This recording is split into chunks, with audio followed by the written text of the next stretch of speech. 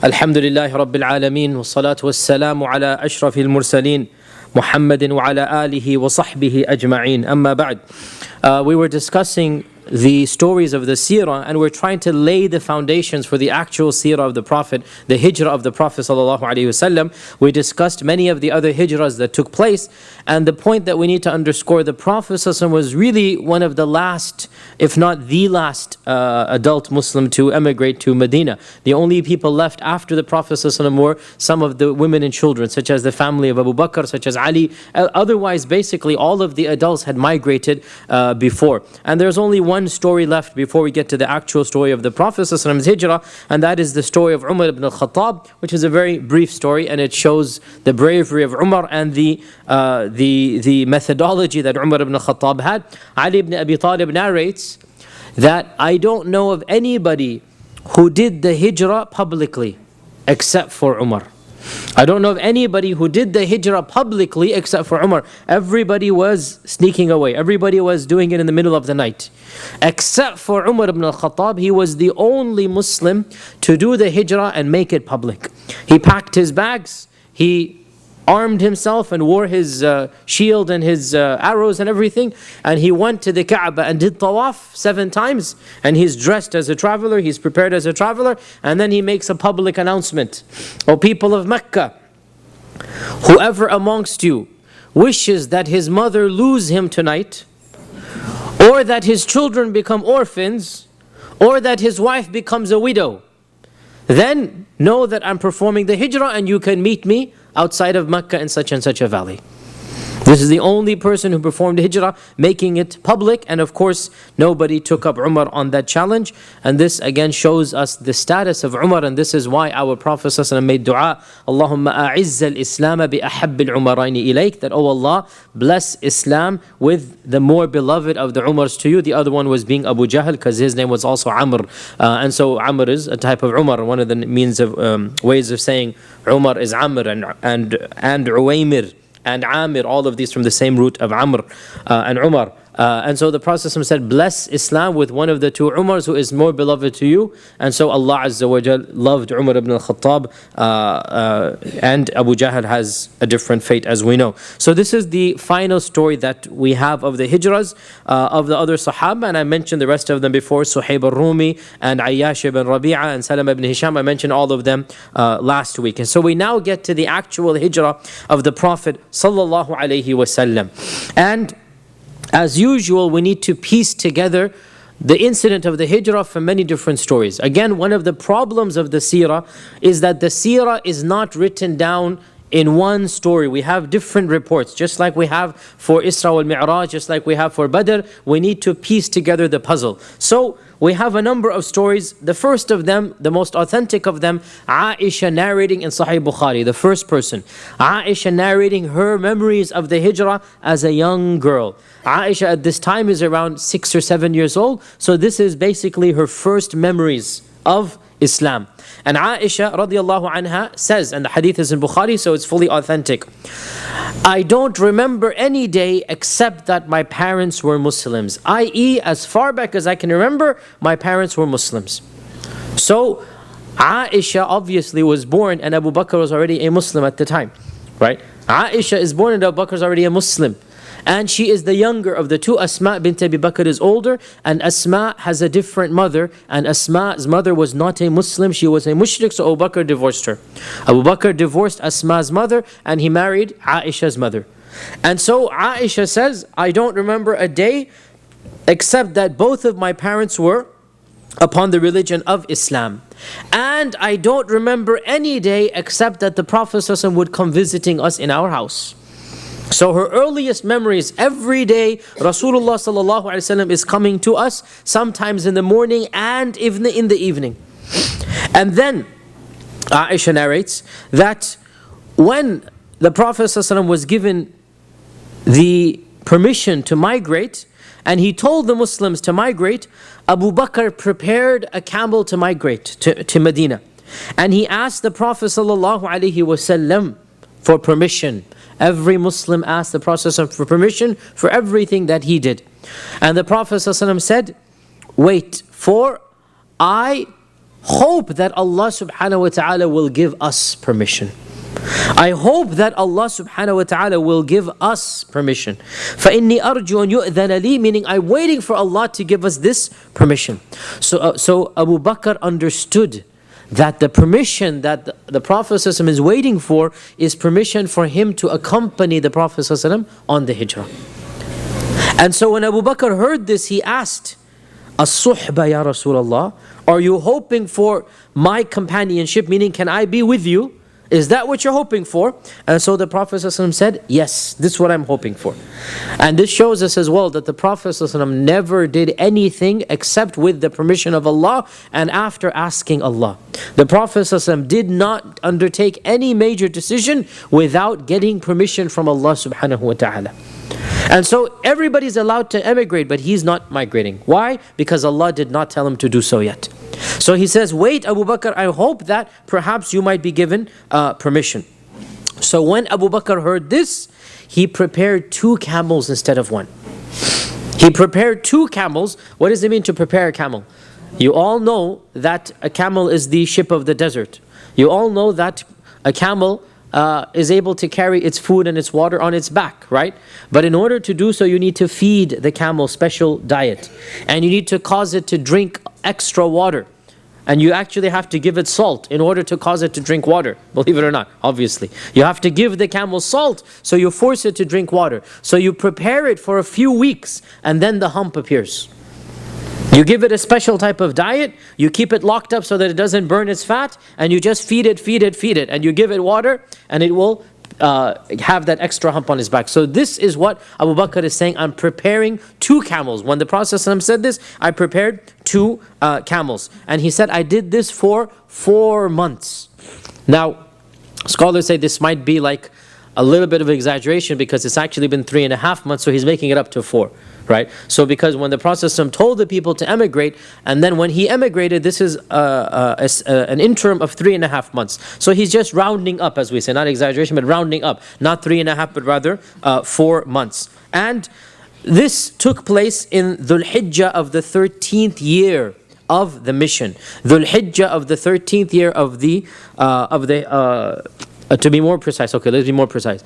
The 12th year of the prophetic message, in the month of Dhul Hijjah, and then in Muharram it becomes the 13th year, right? Because Muharram is when we begin the year.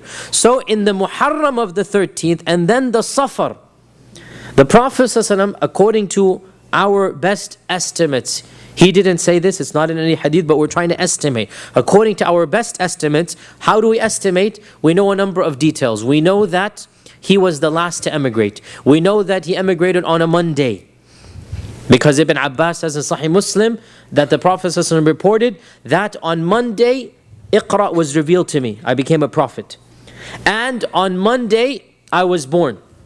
And on Monday, I emigrated. So Monday is a day all of these things occurred. So looking back at the calendars that we are able to derive, we see which of these days corresponds to a number of facts, and the closest date that some of our modern researchers have developed is the 26th of Safar. The 26th of Safar in the 13th year of the da'wah. This would basically be the 1st year of the hijrah, right? Because the hijrah actually occurred in Safar and not in Muharram. And I've mentioned in other places in a khutbah why the Sahaba chose Muharram to mark the beginning of the calendar. That has nothing to do with the Prophet ﷺ, it has to do with something else. So Muharram of that year, then Safar, the 26th of Safar, the Prophet ﷺ actually emigrated. What happened on that day in the daytime of the Monday, Aisha is narrating the same hadith, that when we were sitting in our house at the peak of the heat of the day, at noontime, shiddat al-dhahira, it's a hot day. And in Arabia, in fact in every hot climate, in Spain is one example of this, they have the siesta and all of this. In every hot climate, in the middle of the day, everything just shuts down. And people just take a nap because there's nothing else they can do. It's too hot to go outside. It's a qaylula, it's a siesta. You take a nap. And this is a culture that not only did our Prophet ﷺ find, he encouraged it. And he encouraged the Muslims to take this afternoon nap. And everybody knows, scientists, doctors, they all tell us, when you take this nap, it makes you energetic and it makes you better prepped for the day, to have a little nap in the afternoon. So the Prophet advised us and encouraged us to have this afternoon nap. So this was the time, in this nap time, where Aisha says that in the shiddat al-har, in the hot time of the day, we saw a figure approaching. And the streets were deserted, nobody's there. And the figure had wrapped his turban around his head.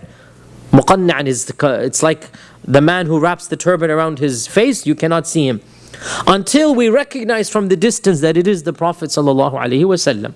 Now obviously when you know somebody very well, even if they cover their face, you can recognize from the body, from even the thawb, anything you can recognize this is that particular person. And so we said, Wallahi, the only reason he must be coming is for something very grave to have occurred. This is an emergency. Nobody comes at this time, for something very grave to have occurred. So the Prophet ﷺ asked permission to come in. Abu Bakr granted it to him, and he said, remove everybody from the room. Now in those days, the houses were not divided into different rooms, they were divided into compartments, hujurat. The houses didn't have these massive mansions as we do, you walk in here and there. Rather, you built a house, and then you would have chambers. You would have curtains that would have private rooms in it, right? So the Prophet ﷺ does not know who's inside these rooms. So he tells Abu Bakr, get everybody else out. Whatever woman is here, get her out. And Abu Bakr said, Ya Rasulullah, they are but your family, that's it. I.e. Aisha and her sister, that's all there was there. And of course, Aisha had already been engaged to the Prophet ﷺ. The nikah had been done and the consummation had not yet occurred. So the nikah has already taken place, and Abu Bakr says, Ya Rasulullah, this is only your family, nobody else is here. And so Aisha is narrating first person. She's hearing from behind the curtains. She's hearing because she's in the house. So Aisha is narrating first person this story. And so Abu Bakr says, there's only your family here, meaning Aisha and Asma. And so the Prophet ﷺ said, Allah has given me permission to emigrate. Allah has given me permission to emigrate. Now Abu Bakr was waiting for permission to come to him as well. And so he asked him, Ya Rasulullah, as-suhbah? O Messenger of Allah, did Allah allow me to be the companion? Ya Rasulullah, as-suhbah? Bi-abi anta wa ummi, I beg you by my mother and father, did Allah give this permission? And the Prophet ﷺ said, Naam, yes, the permission has been given for you to accompany me. Aisha says, this hadith is in Bukhari, and this edition is in Ibn Ishaq. Aisha says that I saw Abu Bakr cry, and I had never believed that people could cry out of happiness until I saw Abu Bakr cry out of happiness on that day. Aisha is saying, I never believed that people cried when they got happy. Crying is something you do when you're sad, when you're worried, when you're distressed. Aisha says, I never believed that people could cry when they're happy until I saw my own father, Abu Bakr, cry when the permission was given to migrate with the Prophet sallallahu alaihi wasallam. And so the Prophet ﷺ told Abu Bakr that he was going to migrate with him. Abu Bakr said, Ya Rasulullah, I have prepared 2 camels, one of them is yours. SubhanAllah, the Prophet ﷺ did not have a camel even in Mecca. He didn't have a camel. I have prepared 2 camels, one of them is yours. And the Prophet ﷺ said, Illa bithaman, only if I pay you the price of the camel till it becomes mine. I'm not going to take it as a free gift. I'm not going to take it as a freebie. SubhanAllah, why? Because this is of the perfection of his manners, sallallahu alayhi wasallam. It's the perfection of his manners. Even though he's Rasulullah, he doesn't take advantage and flout it, do this and do that. Until I pay its price, then I'll take it from you. And also because he wanted the full reward of doing the hijrah. Because as we all know, if you help somebody doing some good deed, what happens? You get a share. And so the Prophet wants the full reward. I'm going to pay for it myself.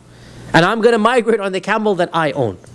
And so Abu Bakr was basically forced to take a sum from the Prophet ﷺ to give him that camel.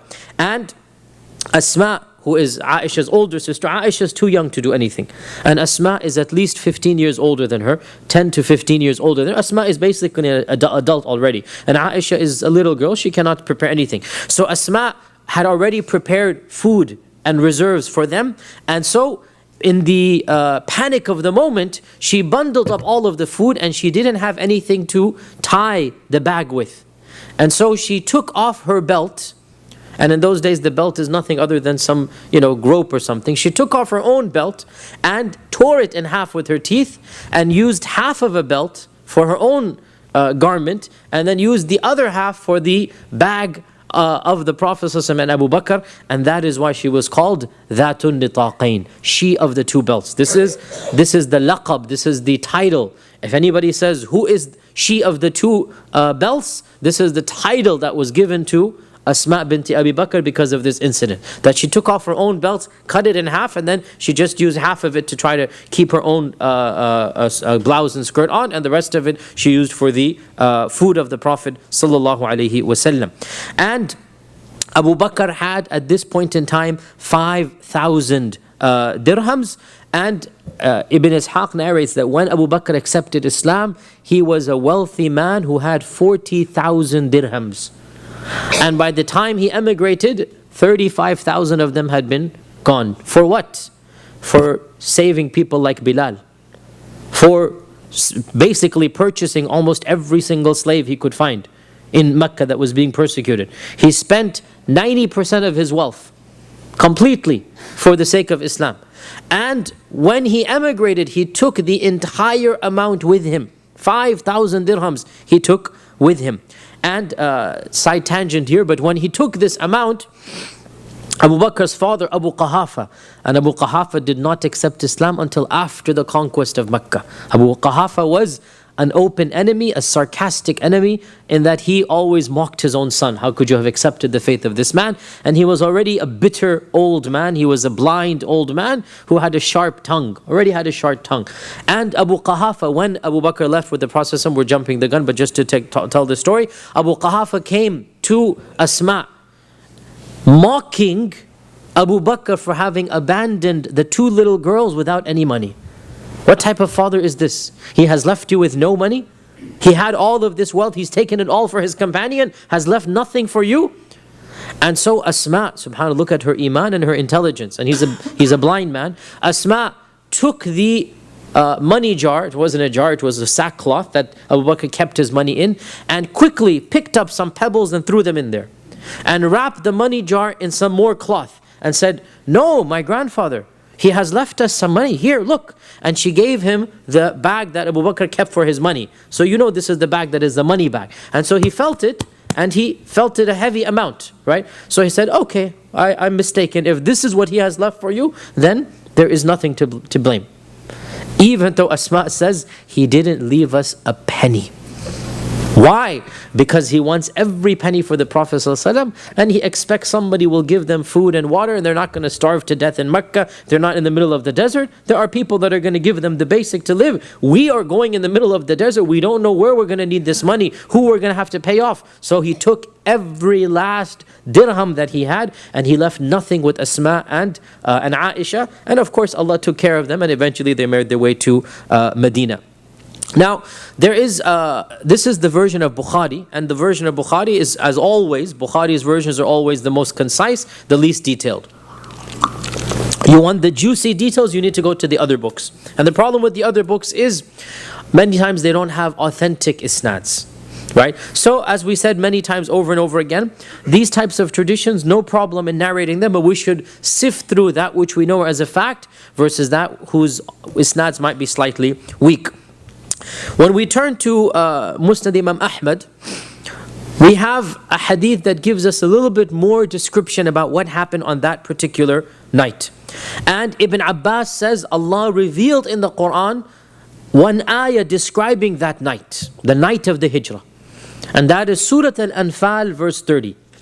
Surah Al-Anfal verse 30, Ibn Abbas said, this is an ayah that talks about the hijrah. What is Surah Al-Anfal verse 30? وَإِذْ يَمْكُرُ بِكَ الَّذِينَ كَفَرُوا لِيُثْبِتُوكَ أَوْ يَخْرُجُوكَ أَوْ يَقْتُلُوكَ وَيَمْكُرُونَ وَيَمْكُرُ اللَّهُ وَاللَّهُ خَيْرُ الْمَاكِرِينَ. When the people who disbelieved plotted secretly to either try to imprison you, لِيُثْبِتُوكَ أَوْ يُخْرِجُوكَ, or to exile you, أَوْ يَقْتُلُوكَ, or to kill you. When they plotted secretly to do one of these three things, and Allah Azza wa Jal plotted, and they plotted, and Allah is the best of those who plan. So Ibn Abbas says this ayah talks about that night. What happened that night? They came together in Darun Nadwa. Darun Nadwa was their parliament. And they came together in the middle of the night. There was a secret meeting. And representatives from all of the tribes of the Quraish came except for the Banu Hashim. Except for the Banu Hashim. But the Banu Hashim did not come. They weren't invited. And so Abu Lahab was not invited for this meeting. Because it would have been a conflict of interest, even though his heart would have been with them, his presence would have jeopardized it. This is a bit deep here. Think about this. They intentionally left Abu Lahab out of the meeting. Why? Because they were planning to harm one of his relatives, immediate relatives, his nephew. And no matter how much Abu Lahab wouldn't have minded that, he couldn't have officially given the green light for that. As they say, ignorance is bliss, right? So if Abu Lahab didn't know, Abu Lahab doesn't have to answer. Even though they knew that his heart would have been with them. You guys following this point here, right? Is that very crafty of them to leave Abu Lahab out. They know exactly what they're doing.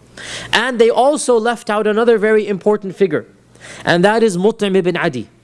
Who is Mut'im ibn Adi? Mut'im ibn Adi is the one who's basically allowed the Prophet ﷺ to remain in Mecca. It's his protection, not Abu Lahab's. They've left him out because once again, Mut'im has given his word. And he cannot take it back in a private meeting.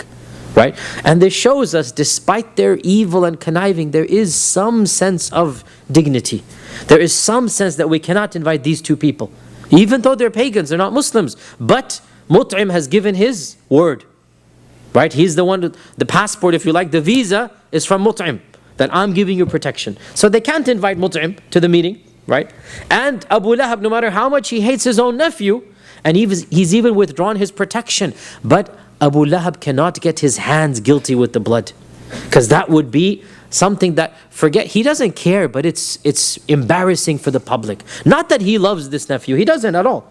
Right? If he had his way, he would have been killed a long time ago. But it's a matter of tribal honor. It's a matter of the customs of the time. How could Abu Lahab allow his own nephew to get killed knowingly? This would have been a shame for Abu Lahab as long as he lived.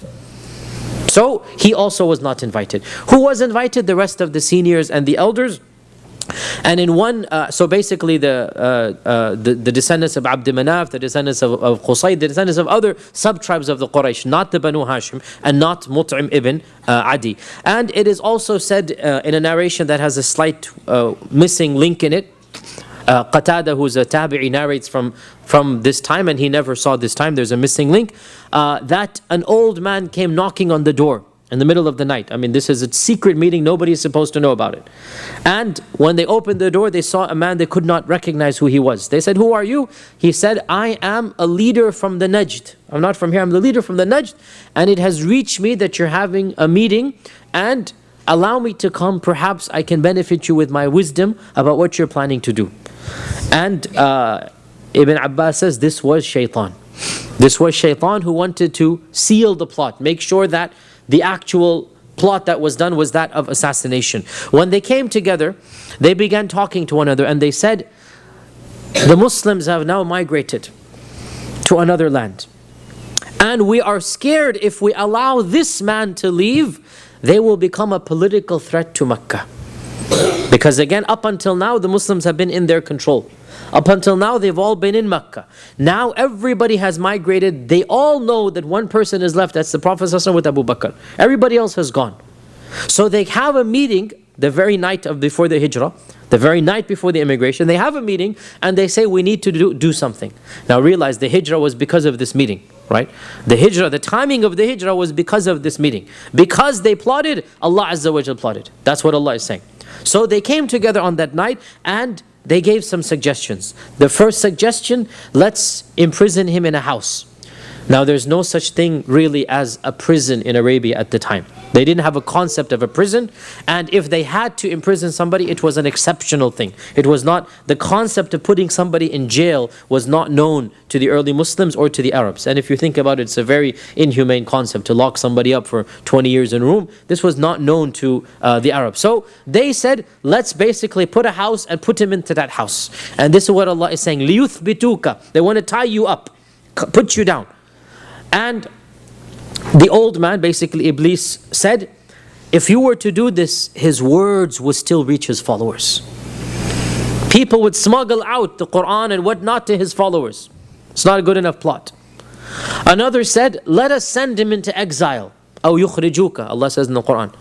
Let us send him into exile, at least he'll be rid of us here in Mecca. Again, Iblis said, sending him into exile is to send him back to his followers. It will strengthen them rather than weaken them. You can't eliminate, you can't get rid of him. And here is where Abu Jahl, of course, was in the audience. And Abu Jahl said, you still haven't said the point that is on everybody's mind, but they're scared to say it. Every one of you is thinking this, but nobody has the guts to come and say it. Well, let me say it, Abu Jahl. Why don't we kill him? But now the problem would come, and I've said this many times before, it's a matter of honor for the Arabs. It's a matter of law that you don't kill one of your own. It's something that they have never done before. You don't kill one of your own in cold blood. This is something that it's something for them it would be a mark of humiliation. It would be something their enemies would criticize for the rest of the Quraysh's lives. They'd be criticizing this, right? So Abu Jahl said, but we'll do this in a way that nobody can get angry at any one tribe. And this was the dastard plot of Abu Jahl. Abu Jahl said, rather than one of us attack him, why not every single tribe sends one representative? And they fight him like one man, such that by the time he's dead, his blood is on all of their swords. So nobody knows who killed him, and all of the tribes are equally to blame. If we do this, no one tribe can be made fun of, because they're all guilty. At least the ones in the room, the tribes that were in the room. And he said, the Banu Hashim will have no choice but to accept the blood money. Otherwise, the Banu Hashim would have had to declare war. You see, this is again tribal honor. Has nothing to do with the fact they love or they hate this man. It's tribal honor. It's gang mentality. You harm my gang, I have to kill one of your gang. You kill me, we're going to kill you back. It's gang mentality. So the Banu Hashim, if any other tribe had attacked them, the Banu Hashim would have had to declare war until they killed a good amount of the other enemy, and then they said, okay, this is qisas. Now, if all of the tribes in Mecca and in the surrounding regions equally participate, the Banu Hashim cannot declare war against all of them. So what are they going to have to do? They're going to have to accept the blood money, the diya. And the concept of blood money and qisas was pre-Islamic. Islam came and gave it some rules, qawaneen. But the concept of having blood money, diya, and the concept of having qisas, it is pre-Islamic. Islam fine-tuned it and made it precise. And so they had this notion of blood money. So Abu Jahl said, if we do this, the Banu Hashim will have no alternative except to take the blood money, and khalas, it will be a done deal. This was when Iblis stood up and said, this is the Ra'y as-Sadid, this is the smart decision. This is the intelligent decision, that there is no other decision to take other than this one. And this was therefore what they all plotted to do. And right then and there, every one of the tribe's people thought of one person in their tribe, a young, strong man, whom they could choose for this deed. And they sent them immediately to the house of the Prophet ﷺ. And this was when Jibreel came down to the Prophet ﷺ and informed him that you must make the hijrah now. So this was on the same evening that he spoken to Abu Bakr. The same evening. He does not know what's happening, but Jibreel comes and tells him, you need to leave right now. And so Allah subhanahu wa ta'ala informed him of that plot. And Ibn Ishaq reports without any isnad. And so there's no isnad at all, but this is the famous report that we all know, that as they surrounded the house of the Prophet ﷺ, the Prophet ﷺ went outside reciting Surah Yasin. And they did not recognize him, or they did not see him at all. Because Allah Azza wa Jalla says, وَجَعَلْنَا مِنْ بَيْنِ أَيْدِيهِمْ سَدًّا وَخَلْفِهِمْ سَدًّا فَأَغْشَيْنَاهُمْ فَهُمْ لَا يُبْصِرُونَ. We put barriers in front of them and behind them, so we caused them to go blind, or we covered them up and they couldn't see anything. And so the Prophet ﷺ recited Surah Yasin, the first verses, and they were blinded to his presence. They didn't see a thing. And Ibn Ishaq mentions that he threw dust on their hair. He threw dust on their hair as a sign of humiliation. Like it's something that is disgusting. Even if one of us has dust on us, we don't like it, right? So he threw dust on every one of them as he walked out. And they didn't even see this until after he had left. And it is said that at the time he was still living in the house of Khadija, of course, because Khadija has passed away. So he's living in the house, and with him is of course Ali, because he's supposed to be taking care of Ali. Ali grew up in the household of the Prophet sallallahu alaihi wasallam. And Ali at this stage, Ali is a young boy at the time. He's a teenager. He's a young man, I should say. He's a teenager, because Ali has been a Muslim since he was around 7, 8 years old. So he's around 18, 19 now at this time. He's a young man at this time.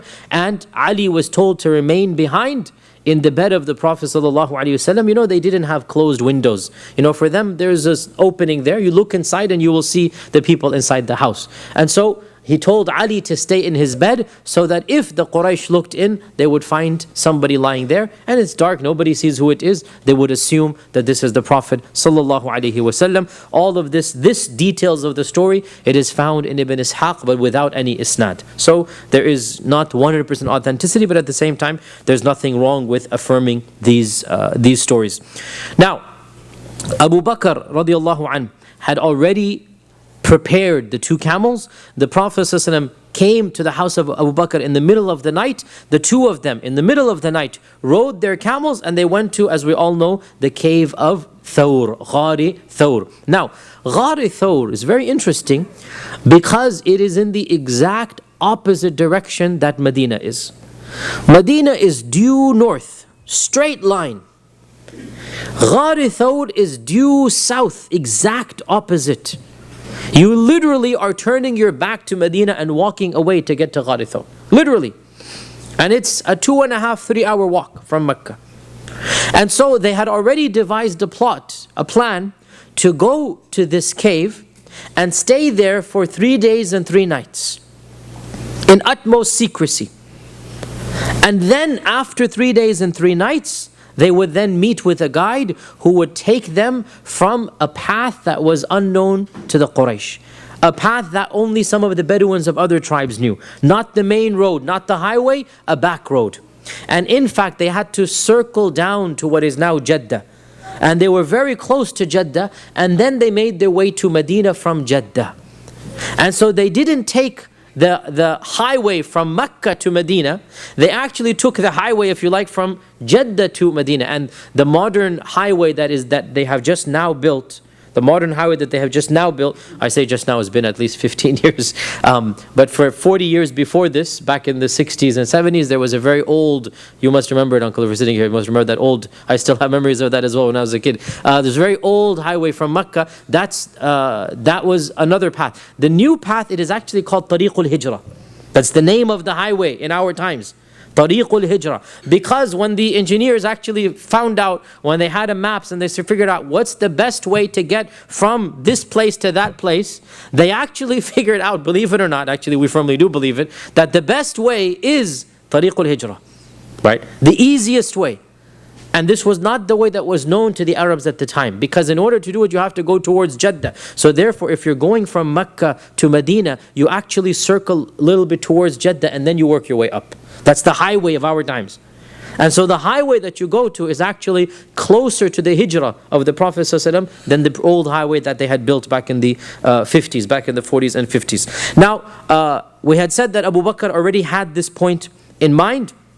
And Abu Bakr radiallahu anh had a plan how to undertake this journey. We're going to get to this in a while. Before we get there, it is said that when the Prophet ﷺ left Mecca, At-Tirmidhi reports in his Sunan, When he passed the final shops of Mecca, because the souk of Mecca was on the outskirts. When he passed the final souk of Mecca, the middle of the night, he turned around to take one final look. And he would not enter Mecca again except as a conqueror. So many years later, except for the one interlude in the Umrah al-Qadha, he came for 2 days or 3 days and then left. Otherwise, he would not enter Mecca again except as a conqueror 8.5 years later. He turned around and he said, speaking to Mecca generically or metaphorically, he said to Mecca that you are the most blessed land on earth and the most beloved to me. وَلَوْلَا أَنَّ قَوْمِي, and were it not for the fact that my people أَخْرَجُونِي, have expelled me, I would never have left you. Were it not for the fact that my own people have expelled me, I would not have left you. And this is exactly the wordings that Surakah ibn Nawfal told him almost 13.5 years ago. When he accepted, Surakah ibn Nawfal told him who that was. Surakah ibn Nawfal said, I wish I were a young man to help you the day that your people will expel you. The exact same wordings. And the Prophet ﷺ said, Awa mukhrijiyahum, my own people are going to expel me. He is saying 13 years later, my qawmi akhrajuni. Exact same wordings. 13 years have gone by, and this is the fulfillment of the prophecy that Surakah says, because Surakah knows reality. Surakah knows what has happened in the past, and so Surakah says, yes, every prophet has been expelled, and you're not going to be any exception. And so the Prophet ﷺ said this. Ibn Kathir has over here that he also made a long dua, and he has the dua recorded. It's a long, beautiful dua where he basically asks Allah for protection. He asks Allah to make the safar easy for him. He asks Allah for His mercy and His protection. All of this is mentioned in Ibn Kathir's Seerah. I have not found it in any earlier one of the classical books. Allah subhanahu wa ta'ala knows best. Now, getting back to the story of Abu Bakr and the Prophet sallallahu alaihi wasallam, and also the version of Aisha. Aisha says that Abu Bakr had planned to stay in the Ghar Thawr for 3 nights, and they had made an arrangement with 2 different people, or I should say 3 people actually. They had made an arrangement with 3 people to do 3 chores. So Abu Bakr has been thinking about this for a long time. The planning has been done. The first was his son Abdullah ibn Abi Bakr. وَهُوَ غُلَامٌ شَابٌ ثَقِفٌ لَقٍ. This is Aisha speaking. He was a young, strong man, very intelligent and very quick to understand. Abdullah ibn Abi Bakr, he's his oldest son and he's younger than Asma. The oldest is Asma, then Abdullah, and then you have Aisha, and then you had Abdul Rahman, and then you had a 3rd daughter that was born after Abu Bakr died. His wife was pregnant, and that is Khadija. No, Kulthum. Kulthum, the very last daughter of Abu Bakr, Kulthum. That when Abu Bakr died, he was on his deathbed, and he told Aisha, take care of your 2 sisters and your 2 brothers.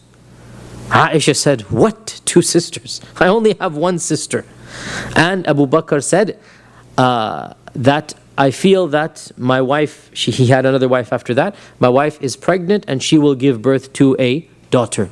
And he didn't even know this. She was not visibly pregnant, but he had an intuition from Allah.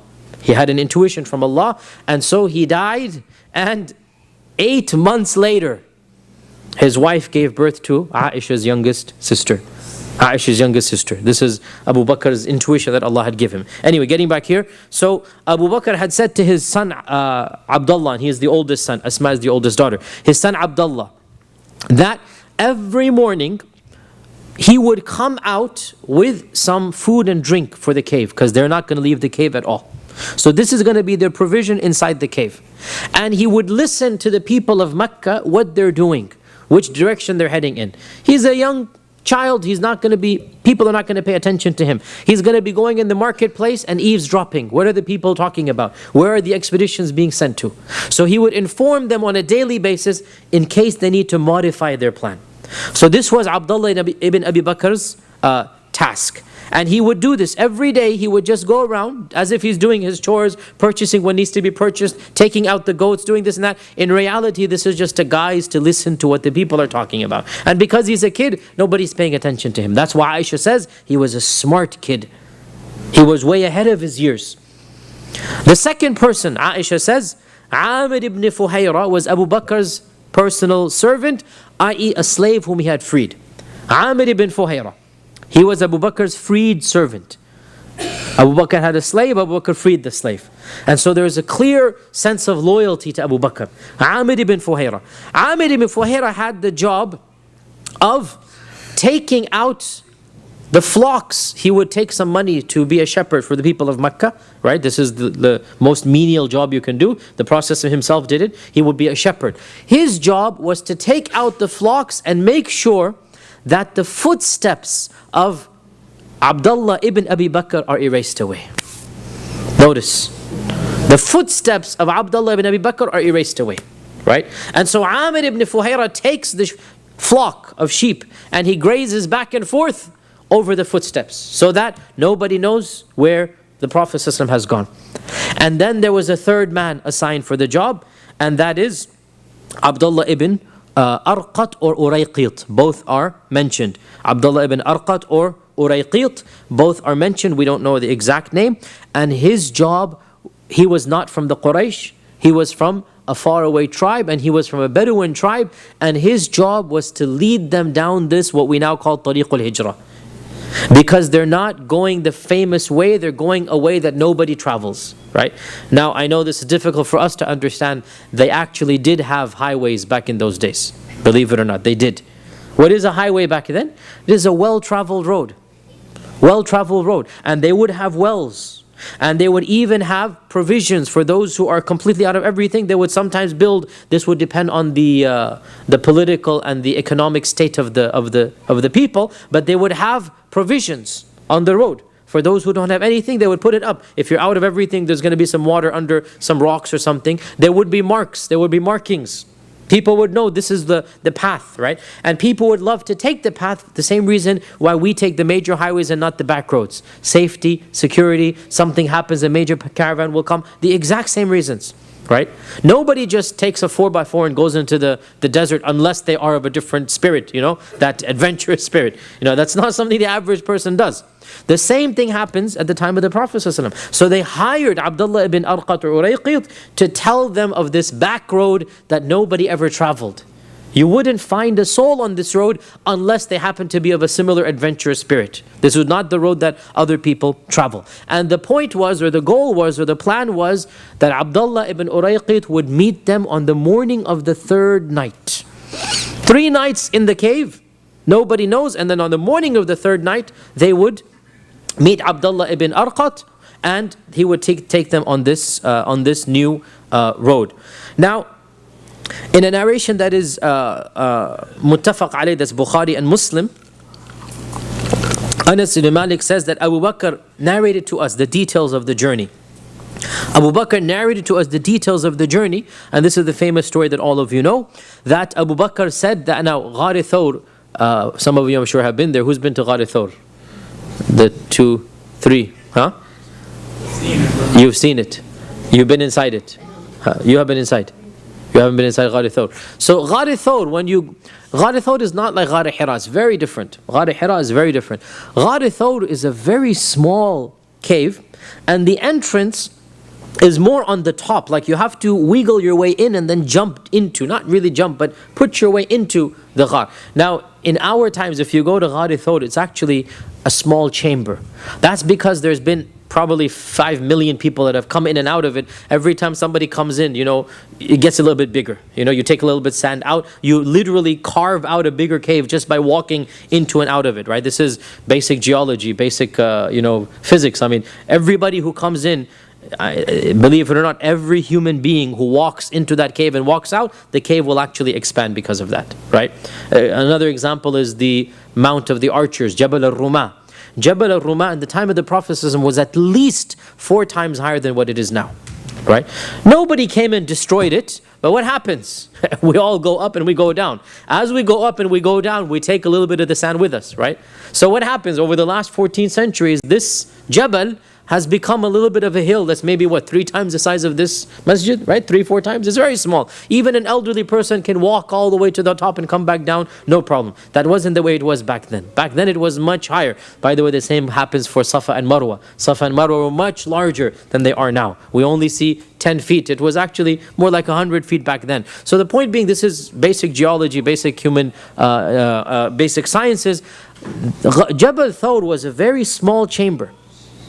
And it is said that there was only space literally for 2 people in that Jabal. So it's not like a little massive chamber that there's, mashallah, ventilation and running water. And no, this is not. It's literally a crevice. That's more like what it is. Just a little crack.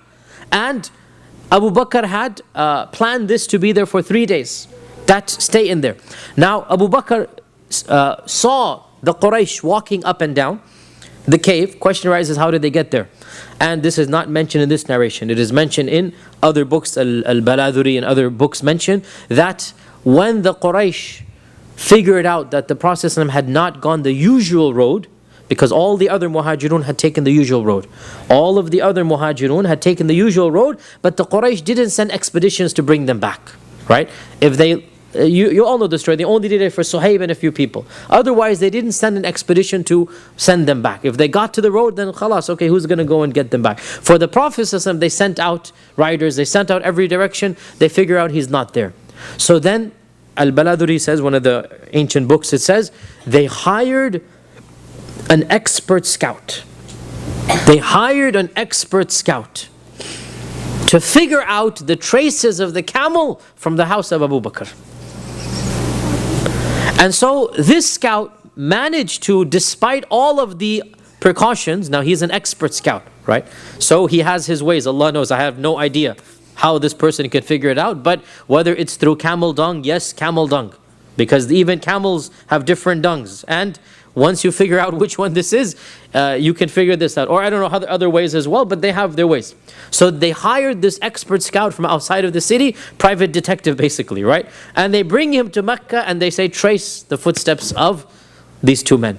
And so he leads them to the base of Ghar Thawr. And he goes, this is where I can trace it. From here it's a mountain, I can't follow anymore.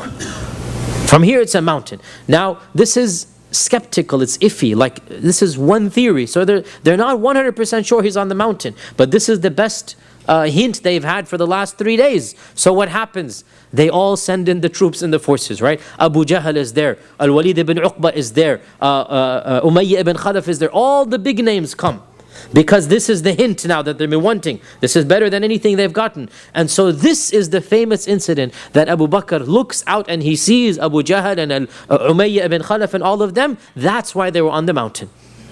And this is when he whispers to the Prophet ﷺ that all they need to do is to look into this crevice and they will see us. All they need to do is look into this crevice and they will see us.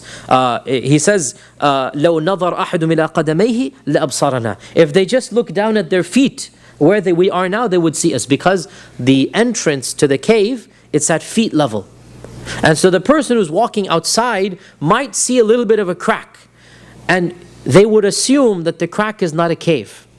They would assume it's just a crack. You know how mountains have all these cracks. So Abu Bakr became panicked and he whispered, if they just look down, they'll see us. And this is when the Prophet ﷺ responded to the famous phrase that all of you should know and memorize. فَقَالَ يَا أَبَا بَكْرَ مَا ظَنُّكَ بِاثْنَيْنِ اللَّهُ ثَالِثُهُمَا. Oh Abu Bakr, what do you think of 2 people? Allah is the third of them. What do you think is going to happen? What do you think of 2 people? Allah is the third of them. Now over here, of course, we all have the famous stories of the spider and the tree and the pigeons and all that.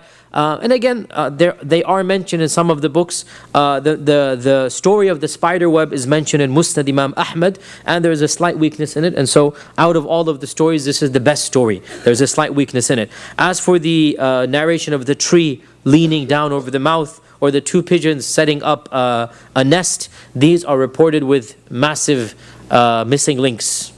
So third, fourth generation reporting what happened at the time of the Prophet ﷺ. So no problem narrating it, but we should know that this is not in Bukhari and Muslim. This is not like 100% authentic, but nothing is surprising. If Allah had willed it, then we don't have any problem affirming that.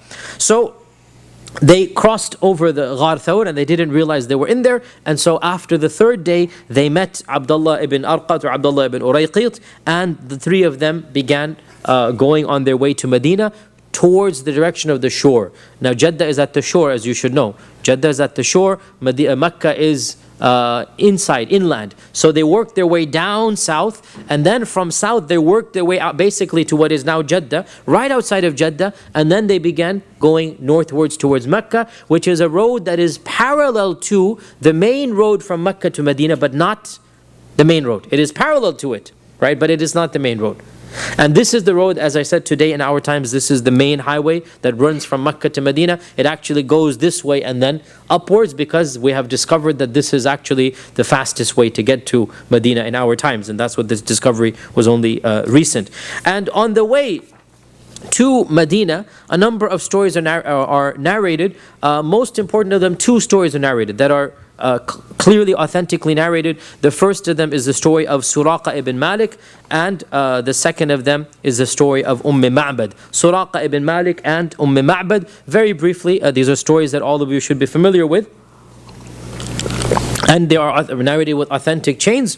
Surakah ibn Malik was from the tribe of Ju'sham. And he was not from the Quraish, basically. He was from one of the Bedouin tribes. And he was the leader of the tribe. And the booty, the bounty, the war money of 100 camels had been placed on Abu Bakr and the Prophet ﷺ. Dead or alive, anybody who finds them gets 100 camels. That's a lot of money. 100 camels is a lot of money. The Prophet ﷺ didn't even own one camel until the hijrah. Right? A camel is like a car. Imagine 100 cars. It's a lot of money. And so there's 100 camels, whoever catches the Prophet ﷺ and Abu Bakr, dead or alive, no questions asked.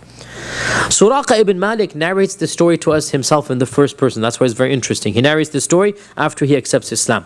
And Surakah ibn Malik says that he was sitting with his fellow tribesmen, and the news comes that they're searching for 3 riders, because now they've discovered the plot. They discover Abu Bakr and the Prophet ﷺ and a guide. 3 people have left. So the news goes out. It's on the grapevine. 3 riders in the desert.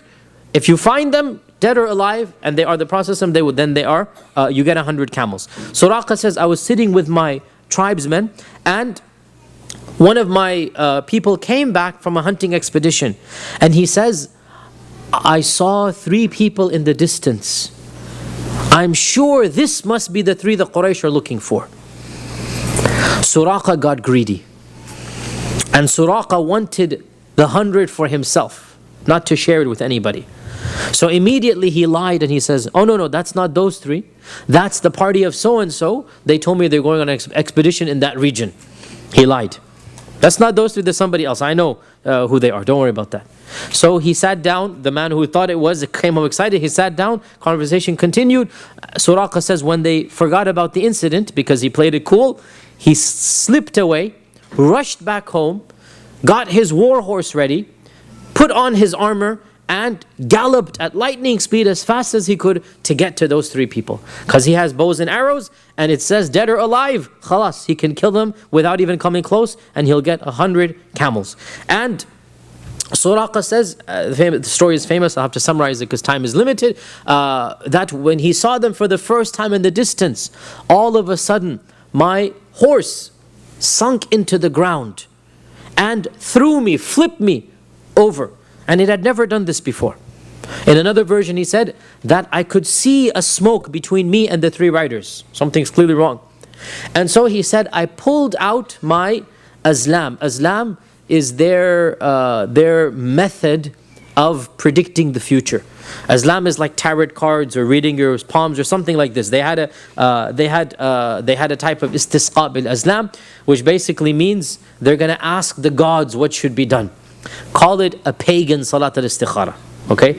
Call it a pagan salat al-istikhara. That's really what it is. Okay? So he said, I pulled out those azlam. What is azlam, by the way? It's It's arrows that has certain things on it. You know, literally like you have the tarot cards or Ouija boards, it has these weird symbols and whatnot. You need to interpret it your own way. So he has those things with him. So he said, I threw out my azlam onto the sand to see which direction is going to go, see all of that. And the response that I got was, do not proceed. I ignored it and continued going because he wants the money, right? The second time I came closer, once again the exact same thing happened. Once again I was thrown across the horse. Once again I took it out. Once again it says, do not proceed. I ignored it and went for the third time until finally they were within yelling distance. I could speak to them.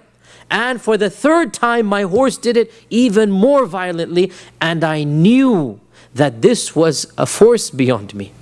I knew that this was a man I could not reach, beyond my taqa, beyond my power. And he said in this hadith, he said, and I knew that the affair of this man would spread, i.e. Islam would spread. I knew that the affair of this man would spread. So I called out to them that I am a safe person, I'm not going to harm you, give me permission to come close. Subhanallah, from the hunted he becomes the one asking permission, right? From the one who's hunting he becomes the one asking permission. And he narrates an interesting thing. He says, when I saw them in the distance, I forgot to mention this, when I saw them in the distance, I saw that one of the two, i.e. Abu Bakr, was riding in a very agitated state, always looking right and left, sometimes behind, sometimes going to the front, sometimes going back behind, sometimes going to the front. Because he's so worried about the Prophet ﷺ that he's worried he's going to be attacked from the back, he goes in the back. Then his paranoia gets the better of him. What if he's attacked from the front? He goes to the front, right? He cannot concentrate. Whereas the other rider was riding calmly and peacefully, not turning once left or right, reciting something, reciting the Quran, reciting something. The status of Abu Bakr, the status of the Prophet ﷺ, right? Abu Bakr is very worried, wanting to protect. And the Prophet ﷺ, لا يلتفت يمينه, is not even looking. No, he's just tawakkul ala Allah now. He knows Allah will protect him. So when he finally got permission to come forth, Surakah ibn Malik says that I asked permission from the Prophet sallallahu alaihi wasallam to give me protection in writing. Wallah, it's an amazing thing. 1 minute he wants to pull his arrow to kill them. The next minute he says, I knew that their affair would spread everywhere, so I wanted protection when that happened. I didn't want to be hurt when that happened. So I asked for protection. Aman. Aman means we're not going to harm you, right? Wallah, amazing. Look at how in one instance, from the hunted to begging permission to live, basically. And the Prophet ﷺ allowed Abdullah ibn Arqat to write down on a scroll, write down on a parchment, Aman for Surakah ibn Malik, that you will be safe. Surakah ibn Malik, you're going to be safe. We're not going to harm you. You protected us today, we're going to protect you tomorrow whenever the need comes. Surakah said, I offered them some food. And the both of them refused. They had no need of it. They were prepared for that. They had no need of this. But Abu Bakr said, Ikhfi anna, don't tell anybody about us. That's the one request we have. Don't tell anybody about us. And so Surakah didn't tell anybody about them until finally he went. When they did arrive in Medina, by the way, Surakah told them all the story that happened, and Abu Jahl wrote him a scathing poem where he called Surakah the foolish, that you let them go and you did this and this, and you know you're basically an idiot. Basically, it's very harsh poetry he wrote him, that they slipped out of your hands. And Surakah wrote back poetry, this all in Ibn Ishaq, and he said to him that had you been there on that day and you had seen what I had seen, then you wouldn't be saying what you're saying. I know what happened, you don't know what happened. Okay, I saw with my own eyes, you didn't see what I saw.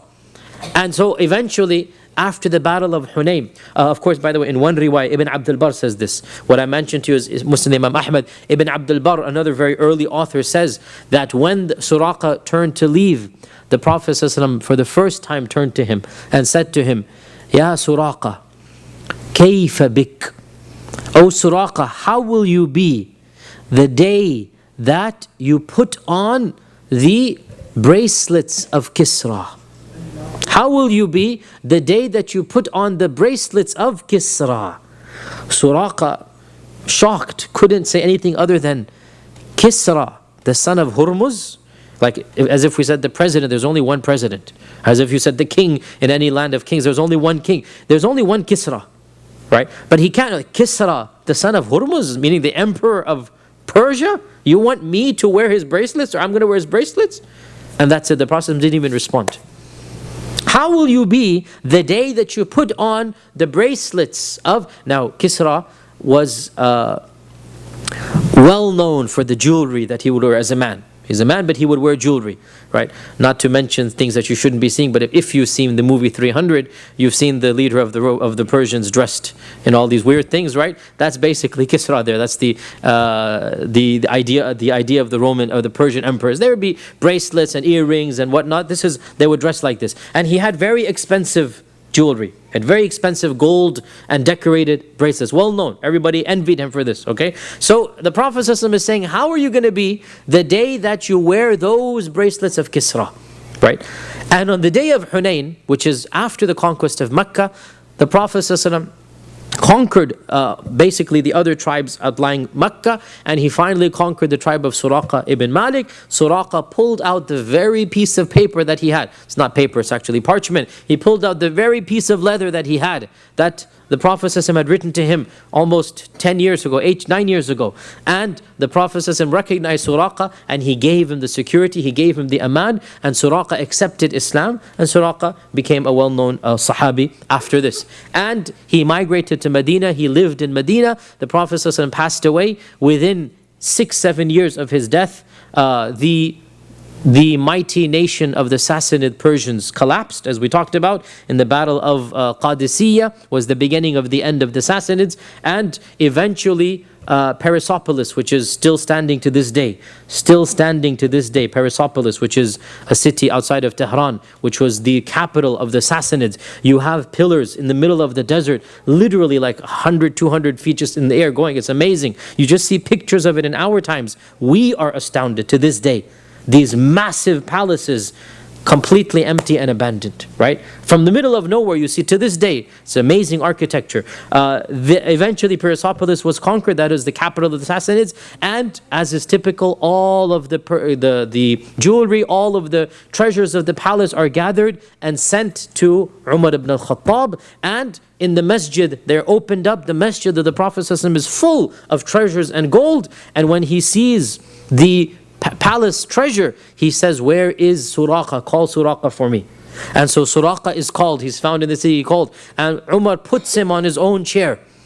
And Umar finds in that gold the bracelets of Kisra, because everybody knows the promise. Everybody knows what the Prophet ﷺ said. These are now legends everybody's heard. He finds the two bracelets of Kisra. He puts them on the hand of Surakah ibn Malik. And the entire congregation starts saying, Allahu Akbar, Allahu Akbar. This is the fulfillment of what the Prophet ﷺ said. And in fact, the version Ibn Abdul Bar says, they took Surakah around Medina. Can you imagine the bracelets of Kisra, the most powerful man? Now, and Umar ibn al-Khattab said, Alhamdulillah, who has taken these bracelets away from Kisra, the son of Hormuz, and given them to Surakah, a Bedouin from the tribe of the Banu Mudlij. Alhamdulillah, who has taken them from this mighty man and given them to this Muslim, as what the Prophet ﷺ predicted so many years ago. Subhanallah, what an amazing story, and it is clearly mentioned in our books, and it is one of the many miracles that are mentioned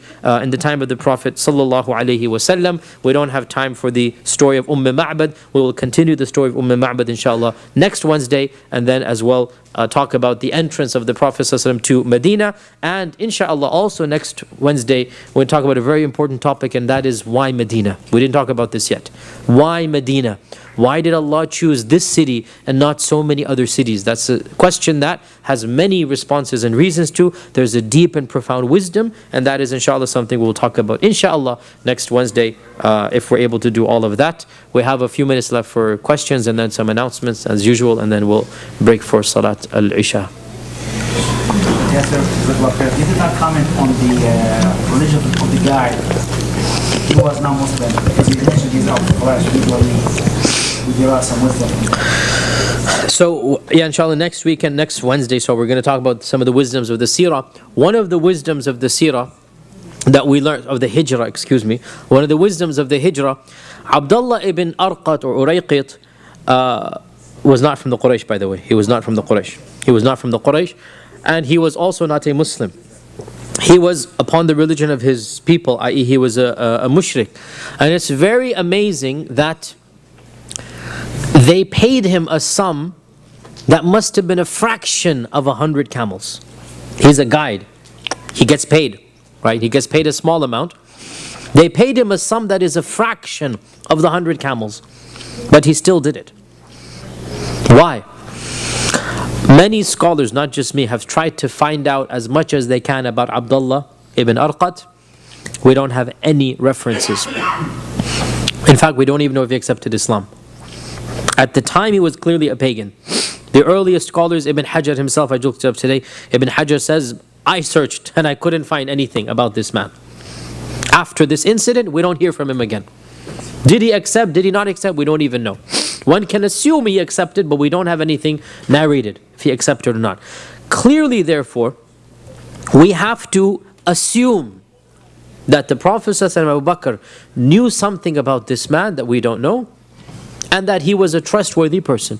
And this is something we know for a fact, that many non-Muslims can be very trustworthy, and many Muslims can be very untrustworthy, right?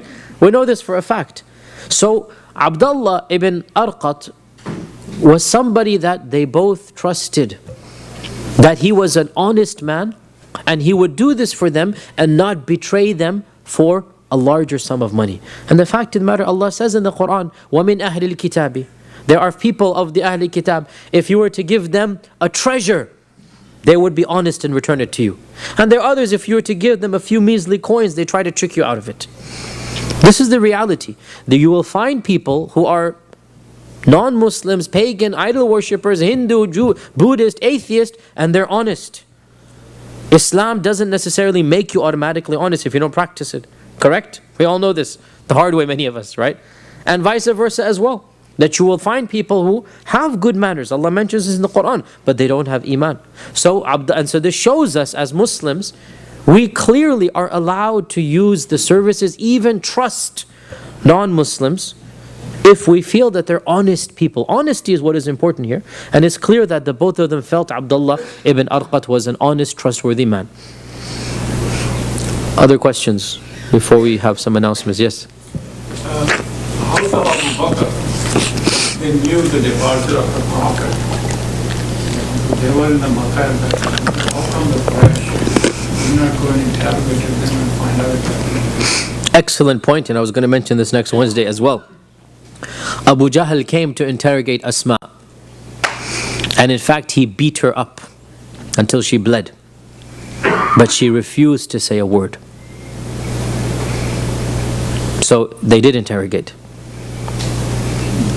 but they couldn't get it out. Aisha was too young, and of course the father is Abu Quhafa, he's a pagan, he doesn't know. The father wanted to criticize Abu Bakr, and he ended up, being tricked by Asma. So Asma was doubly punished, once by her grandfather, who taunted her, and then by Abu Jahl, who physically beat her. Abu Jahl came and tried to get it out of her, but he wasn't able to do so. Inshallah, with this we wanted to make an announcement